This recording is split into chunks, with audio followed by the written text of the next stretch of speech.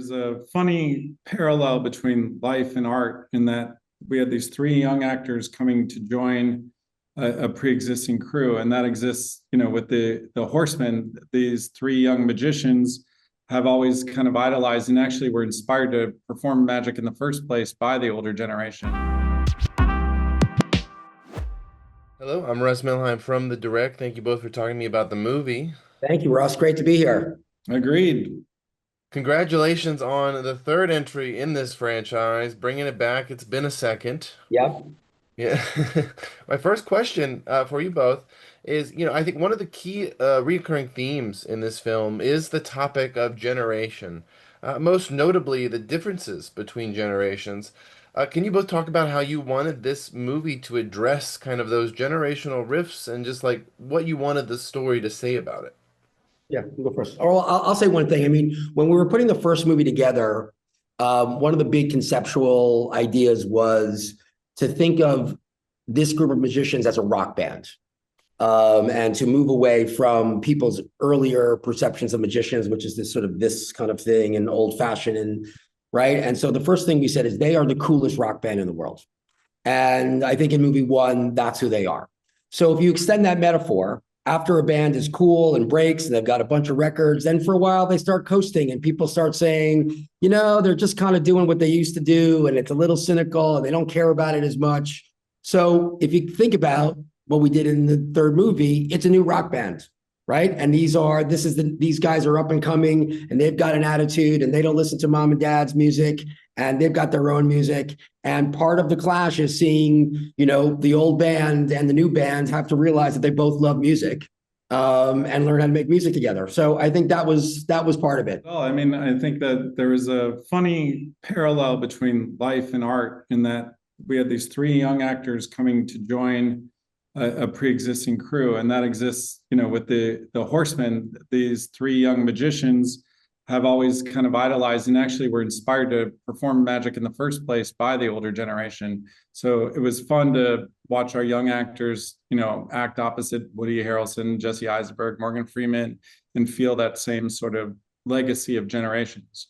Yeah, and actually, we've talked about this before, but it was really interesting is that when we were doing the casting process, and all these actors came in, they're all in their 20s now, and they all saw the first movie when they were 10, before they even necessarily knew they wanted to be actors. So their relationship with the movie it's more like that's the movie I watched at a birthday party before I even knew I wanted to be an actor. And now all of a sudden you're telling me I can be in that movie? And yeah. Ruben and I are dating ourselves, or I'm dating myself. This is like, if someone had said to me, do you want to be in the sequel to Goonies?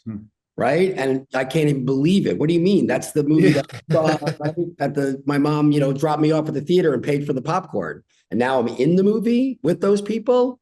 So that was part of it. And that, as Ruben said, the dynamic of these kids of Ariana and Dom, Zessa and Justice Smith, who saw the movies as kids, and now we're starring in the third movie with these people that they grew up with. That was pretty cool to watch that kind of play out in real time. As we've mentioned, it's been a second since the second film, 9 years.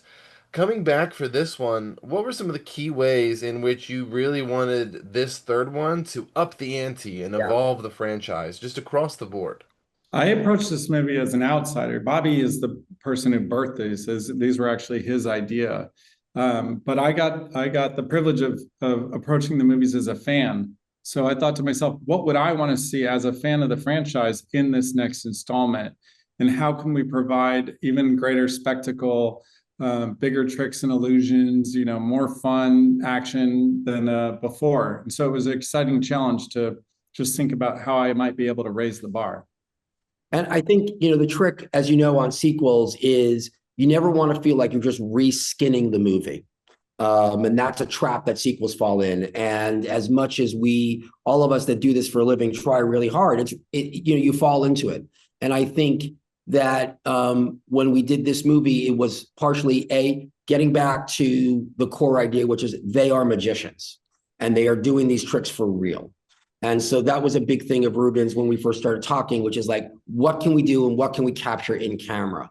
So when people see this movie and they see this, particularly in the second act of the movie, when we're at this incredible chateau in France and there's It's one incredible magic room after another. All that is real. We built that for real. There's no CG there.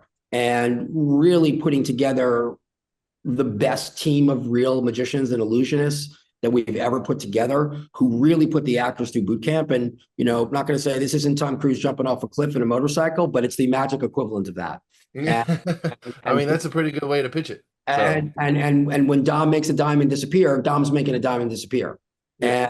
And that was pretty cool. And it's also one of the things that's so much fun about making movies. Anytime you're in a different world, the entire cast and the crew starts to marinate in it. So everybody, whether or not we were in Budapest, Abu Dhabi, or Antwerp, is walking around with a deck of cards in their hand. Everybody at lunch is saying, "Here's this new trick that I showed." So you get immersed in it. That's a lot of fun. It's in a unique position. 3 hasn't even come out yet, but we know a 4th is on the way. It's in development. What can you say about where that stands? How long fans might have to wait to see this franchise continue? Well, I will say not as long. So we'll start there. That's good. It was really it was a great moment for Ruben and I, because we finished shooting the movie. The last chunk of the movie was in Abu Dhabi. And we got a phone call with about 3 nights to go from the studio. Lionsgate have been great partners, and said, "You know what? We've seen enough. Let's get going on figuring out what the next movie is." And just as filmmakers, that's so incredibly gratifying. Most studios, understandably, wait until the movie opens to decide if it's a hit, or at least wait till they see a rough cut. But I think they were, as they were from the beginning, we knew we had come up with a big new idea, and we knew this new cast was going to be not just hold their own with the OGs, but, take it to another place. So if you can, without giving too much away, we get to kind of reset a little bit. One of the big things, which is that the Horsemen, by the end of this movie, for reasons that everyone in the audience will discover, can kind of operate in sunlight again. They don't necessarily have to be fugitives. So if you think about that, if you think about giving these characters an opportunity to perform in open sunlight, perform in front of large crowds, and have the crowds just thrilled to not just their Robin Hood motivations and their actual skills. I mean, they're the crime fighting skills, but just what incredible performers there are. Getting back to that rock and roll super band, and putting on a great show. Ruben, I do have a quick off-topic question that I wanted to ask you. 3 years ago, you mentioned that you're in development with a Jack and Daxter film. But we haven't heard anything about it since. So I'm here to ask, what is the update? Is that movie still going to happen? I pray to God it's still going to happen. We're still working on the script, actually. But it's obviously you're a fan of the games, as am I. And it would be a thrill to bring another Naughty Dog title to the big screen. I'm a big fan of Uncharted 2, so I hope that we see a sequel Apparently to that also as well. It seems like I'm like in the Venn diagram of all your Yeah, that's a good maquette you got going on back there. Well, so with Now You See Me, we're just watching these movies. I can't help but think that they're obviously great and they work well in movie format. But what would these stories look like as a television show? And have you guys ever thought about that kind of expansion and maybe what that might look like? We have noodled with a television show. We had an idea once about to kind of mix it up, because what you wouldn't want to do is just take the movie and spread it out over 8 hours and call it a television show. You'd want to come up with something that was completely different. And we've met so many magicians, and a lot of them start as apprentice magicians, and a lot of them work backstage for the big magicians in Vegas. So one idea that we've kicked around is, imagine if the big magician they work for is murdered, and the 4 assistants that work for him are the prime suspects. And so they have to use magic to prove their innocence and find the real killer. So that was sort of one idea that we thought to sort of, have it feel like it's part of the Now You See Me universe, but not simply be the same thing. But it's something we'd love to try, because I think that there are, the world of magic, the world of magicians, particularly in Vegas. I mean, it has become, and I think we'll take a little bit of credit, with the franchise of making magic cool. I've had a lot of Ruben and I've had a lot of conversations with young magicians who said, I was inspired to learn this art form and this craft because of this franchise. And so I think we've made magic cool. And so I think that would be fun to extend into TV for sure. For sure, Russ.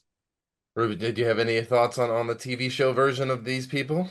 I think Bobby summed it up pretty well, but as we were talking and knowing your love for video games, I was trying to imagine what a Now You See Me video game might feel like. Yeah. Because we can't border into sorcery where they're casting spells and things, but if they're able to perform tricks to escape, things like that, that could be a lot of fun.